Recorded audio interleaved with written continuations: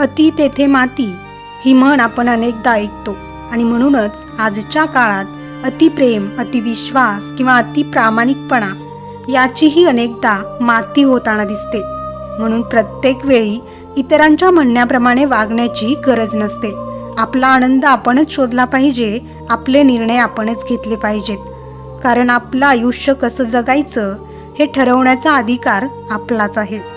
येणारे येतील, जाणारे जातीलही. त्यामुळे कोणाच्या बोलण्याचा किंवा वागण्याचा अति त्रास करून घेऊ नका.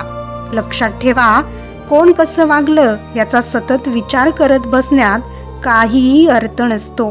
कारण तुम्ही कितीही चांगले वागलात, कितीही प्रामाणिक राहिलात तरी काही लोकांना त्याची काडी मात्रही किंमत नसते. म्हणून स्वतःचा स्वाभिमान जपा, कारण तोच तुमची खरी ओळख असतो.